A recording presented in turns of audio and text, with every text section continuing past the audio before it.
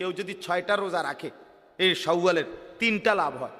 1 number হলো তার রমজানের ফরজ রোজার মধ্যে যদি কোনো ঘাটতি থাকে সুন্নত নফল দ্বারা আল্লাহ তাআলা এই রোজাগুলোর দ্বারা সেই ঘাটতি পূরণ করে পূর্ণ নেকি দিয়ে দিবেন। 2 নাম্বার, যে ব্যক্তি হাদিসে আছে নবী বলছে একটি নেক আমল কারো যদি কবুল হয় এটার প্রমাণ হইল বাহ্যিক একটা নমুনা হইল আল্লাহ তাকে সেই নেক আমল পুনরায় করার তৌফিক দেয়।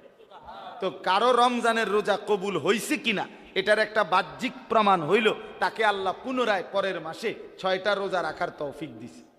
তাহলে এই 6টা রোজা যে রাখতে পারবে প্রমাণ হবে, আশা করা যাবে যারা রমজানটা কবুল হয়েছে, এই কারণেই আল্লাহ তাকে পুনরায় রোজা রাখার তৌফিক দিছে।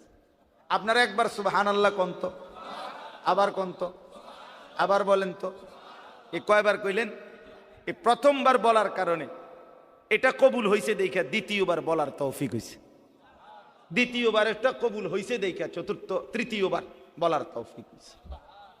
কারো ফজরের নামাজ কবুল হইলে জোহরের নামাজের চাহিদা হয়, কারো জোহর কবুল হইলে আসরের চাহিদা হয়, কারো সকালের নাস্তা হজম হইলে দুপুরের খাবারের চাহিদা হয়, কারো দুপুরের খানা হজম হইলে রাতের খানার চাহিদা হয়। ঠিক তেমনি ভাবে এক এক ওয়াক্ত নামাজ কবুল হইলে পরের ওয়াক্ত নামাজের চাহিদা তুলে। অতএব এই 6 রোজা প্রমাণ করবে রমজানের রোজা কবুল হয়েছে। আর 3 নাম্বার হলো এই যেটা এখন বললাম, শুকর। আল্লাহ যে আমার এত বড় রমজান দিছে, সুযোগ দিছে, হায়াত দিছে, এটার শুকর আদায় হবে এই 6 রোজার দ্বারা। তাহলে 6 রোজার দ্বারা আমার ফরজ রোজার ত্রুটি বিচ্যুতি মাফ হবে। এই 6 রোজার দ্বারা আমার পিছনের রমজান কবুল হয়েছে এটার প্রমাণ মিলবে। 6 রোজার দ্বারা আল্লাহর শুকর আদায় করার একটা দৃষ্টান্ত, একটা নমুনা।